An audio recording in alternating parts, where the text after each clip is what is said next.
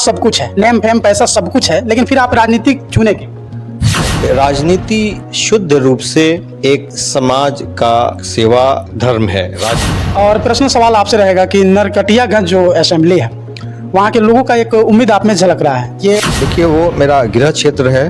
हम वहाँ पैदा हुए, पले बढ़े, वहाँ से हमारा संबंध है, हाँ, मजबूत संबंध रहा है अभी शुरू से लेके अभी। तो वो एक कारण है कि हम वहाँ से जुड़े हुए हैं। स्वराज एक परिकल्पना थी, एक अभियान था बिहार को बदलने का, बिहार की परिस्थिति को बदलने का। लोगों शुरुआती दौर में बिहार को अग्रणी राज्यों में गिनती किया जाता था, लेकिन ये चंपारण हो गया जो सबसे ज्यादा दूषित रहता है, गोपालगंज भी पिछड़े है। तो ऐसे तमाम चीजें हैं और ऐसे तमाम मुद्दे आज तक ये ठीक नहीं हुआ। तो इसका कारण आखिरकार ये नेता किशोर, वो तो नींव डाले थे जनसुराज का। तो क्या आने वाले दिन में वो मुख्यमंत्री नहीं बनेंगे कि कोई और बनेगा? नमस्कार दोस्तों, हम अपने जगह पे सही हैं क्योंकि हम गोदी मीडिया नहीं है। दोस्तों, बिहार में तीसरा मोर्चा का तलाश था और जनसुराज अब बनकर उभरते हुए नजर आ रहा है। लोगों में कहीं ना कहीं एक उत्सुकता है कि अब तीसरा मोर्चा का जो तलाश था वो खत्म हो गया है, क्योंकि जनसुराज का विस्तार का गतिविधि जो है बहुत तेज हो चुकी है। इस सिलसिला में बात करने के लिए हमारे साथ है डॉक्टर मंजर नसीम साहब, जनसुराज संगठन चुनाव समिति के सदस्य हैं। आइए हम जानते हैं, खास बातचीत करेंगे और भी जानेंगे मोतिहारी के हालात क्या है, उसके बारे में बातचीत करेंगे। स्वागत है मेरे एक्सपोज खबर में।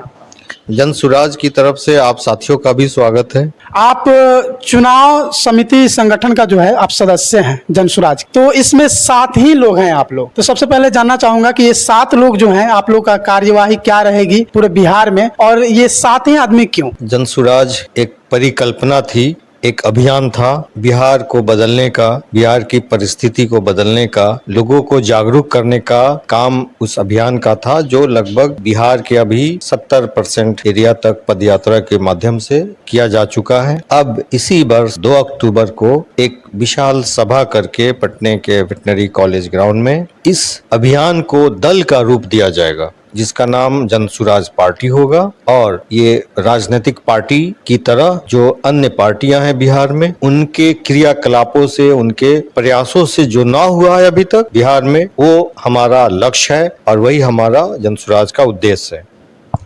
अच्छा, तो अक्सर कहा जाता है कि राजनीतिक में आने के लिए लोग नेम फेम कमाना चाहते हैं, पैसा कमाना चाहते हैं। आपके पास सब कुछ है, नेम फेम पैसा सब कुछ है, लेकिन फिर आप राजनीतिक चुने क्यों?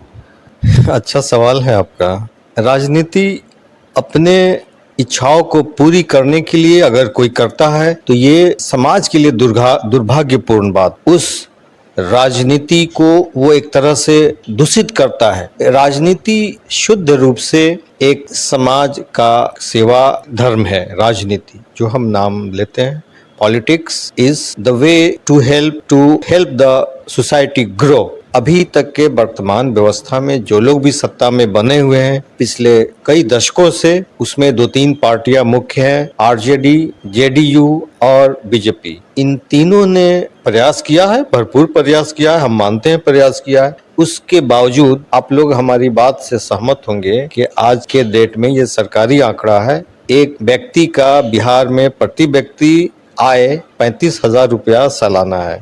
35,000 रुपया सालाना या पर डे 100 रुपया, ये बिहार के हर व्यक्ति पे अगर इसको देखा जाए तो ये आता है। ये जो है पूरे देश में न्यूनतम है, क्योंकि अगर आप नेशनल लेवल पर, राष्ट्र स्तर पे देखेंगे, प्रति व्यक्ति आय औसतन पूरे देश में 1,35,000 और बिहार में केवल 35,000। कौन दोषी है इसके लिए?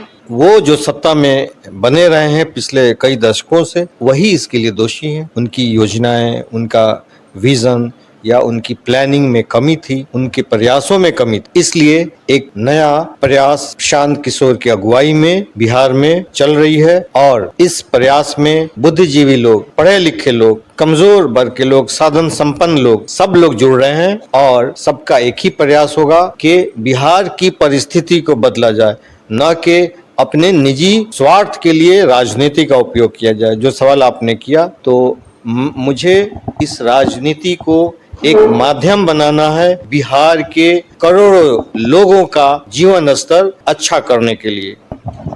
अच्छा, देखा जाए तो लगभग देश जब से आज़ाद हुई है उस समय शुरुआती दौर में बिहार को अग्रणी राज्यों में गिनती किया जाता था, लेकिन यहाँ पे आसपास में कोई गोपालगंज से भी एक मुख्यमंत्री हुआ करते थे, यानी आसपास के जिलों से भी मुख्यमंत्री हुआ करते थे, जैसे गफूर साहब रहा करते थे उस समय। तो यहाँ पे अभी भी दुर्दशा, ये दो चार हम जिला देख रहे हैं, जैसे कि शिवहर हो गया, सबसे पिछड़े जो है उसमें आता है, जिला में आता है, सबसे विकास कमी उसी में है। उसके बाद ये चंपारण हो गया जो सबसे ज़्यादा दूषित रहता है, गोपालगंज भी पिछड़े है। तो ऐसे तमाम चीज़ें हैं और ऐसे तमाम मुद्दे, आज तक ये ठीक नहीं हुआ। तो इसका कारण आखिरकार ये नेता ही बनेंगे या जन सुराज की जो परिकल्पना है, इसमें हम लोग वो क्षेत्र जो ज्यादा पिछड़ा हुआ है बिहार का, ऐसे तो पूरा बिहार ही पिछड़ा है, लेकिन जो क्षेत्र का बढ़िया प्रतिनिधित्व नहीं हुआ है बिहार सरकार में, आपका जो सवाल था वो आप जिस तरफ इशारा कर रहे हैं कि ये जो चंपारण रेंज है, इसमें 4 जिले आते हैं, पूर्वी पश्चिमी चंपारण, शिवहर। तो इन जिलों से आज तक इंडिपेंडेंट इंडिया में बिहार का मुख्यमंत्री कभी इस क्षेत्र का नहीं बना।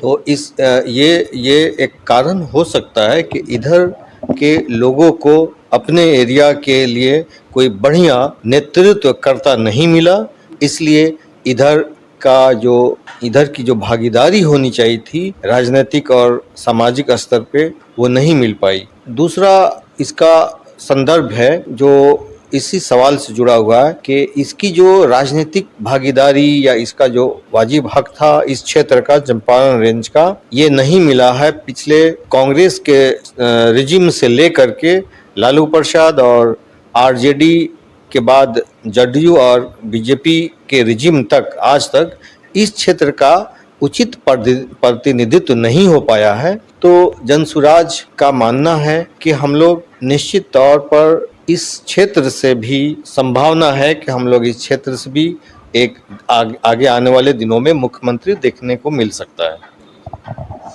बहुत बड़ी बात है कि आने वाले दिन में जो है चंपारण रेंज में जो है पश्चिमी चंपारण, पूर्वी चंपारण, ऐसे इस इलाके के अंदर से मुख्यमंत्री देखने को मिल सकता है जनसुराज के माध्यम से। तो मेरा सवाल एक और रहेगा कि प्रशांत किशोर वो तो नींव डाले थे जनसुराज का, तो क्या आने वाले दिन में वो मुख्यमंत्री नहीं बनेंगे कि कोई और बने? अभी तक जो लोगों ने देखा है कि कोई एक पार्टी का गठन करता है, पार्टी का निर्माण करता है, आगे चल के शुरुआत से ही ये कह लीजिए वो उस पार्टी का अध्यक्ष हो जाता है, उसके परिवार का कोई, उसकी बीवी, उसका बेटा या स्वयं मुख्यमंत्री भी बन जाता है। ये आज तक लोगों ने देखा है। ये पहली बार होने जा रहा है कि प्रशांत किशोर ने घोषणा की है कि वो इस पार्टी का अध्यक्ष नहीं होंगे, वो नहीं होंगे। फिर चेहरा कैसे तय किया जाएगा? चेहरा के लिए क्या हम बताएं? अगर दर्शक अगर पूछना चाहें कमेंट में ही पूछ सकते हैं कि चेहरा कौन रहेंगे, तो इसका यह कैसे प्रक्रिया? देखिए, जो आपने अभी कहा कि 7 सदस्यीय जो समिति है, शीर्ष कमेटी है जनसुराज की, जिसका मैं एक सदस्य हूँ, उसको ये दायित्व दिया गया है कि पार्टी के लिए एक योग्य और कर्मठ कार्यकर्ता को, जो संगठन का काम को देखे बढ़िया से, इसी कार्यकर्ताओं में से एक व्यक्ति को पार्टी का अध्यक्ष चुना जाए। वही जिम्मेदारी इस 7 सदस्यीय समिति का है, चुनाव समिति का। और हम लोग पूरी ईमानदारी से और अपने प्रयास से एक बेहतर आदमी चुन के निकालेंगे जो पार्टी का नेतृत्व करेगा। प्रशांत किशोर का काम अभी जो है एक कुम्हार की हैसियत से वो काम कर रहे हैं, मिट्टी है और चाक है, उनका काम है कि उसको एक शेप देते हैं। तो यहाँ के लोग जो हैं,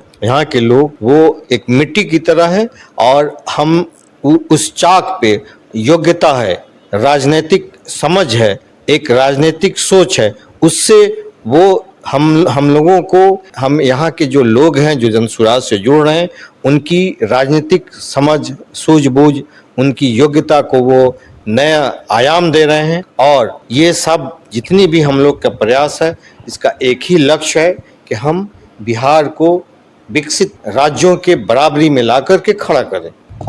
और प्रश्न सवाल आपसे रहेगा कि नरकटियागंज जो असेंबली है वहाँ के लोगों का एक उम्मीद आप में झलक रहा है। ये हम नहीं, सर्वे के मुताबिक पता चला है का जो है कहीं ना कहीं वहाँ से एक रुझान है कि वो काम अधिक करते हैं, ना ही कोई पद पे हैं और ना ही कोई पॉलिटिकल मतलब बड़ा पद मिला हुआ है, फिर भी वैसे काम करते हैं। तो वहाँ पे आप कैसे खड़े उतरेंगे? क्या उम्मीद किया जाए कि वहाँ से आप टिकट लेकर आएंगे जनसुराज? देखिए, वो मेरा गृह क्षेत्र है, हम वहाँ पैदा हुए पले बढ़े, वहाँ से हमारा संबंध है, हाँ मजबूत संबंध रहा है अभी शुरू से लेके अब भी। तो वो एक कारण है कि हम वहाँ से जुड़े हुए हैं।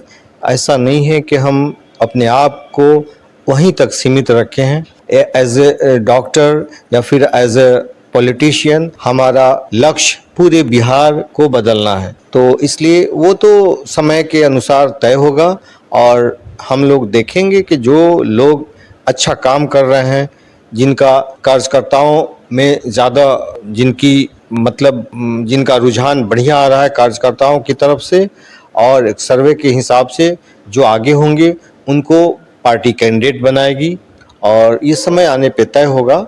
अभी इसके बारे में मैं क्या कहूँ। बहुत बहुत धन्यवाद। हमारे साथ जुड़े हुए थे डॉक्टर मंजर नसीम साहब। इनका जो है नेम फेम सब कुछ है, फिर भी पॉलिटिकल में आने का मकसद ये है कि हमें जो है ये सब नहीं चाहिए, क्योंकि जो पिछड़े इलाके हैं उसे हम आगे बढ़ाने हेतु हम राजनीतिक में आए हैं और साफ सुथरा का राजनीतिक हम करेंगे। बाकी आप लोग देख रहे थे एक्सपोज खबर, आप लोग का क्या प्रतिक्रिया है कमेंट बॉक्स में छोड़िएगा। मिलते हैं नेक्स्ट वीडियो में नेक्स्ट खबर के साथ, तब तक के लिए जय हिंद, धन्यवाद।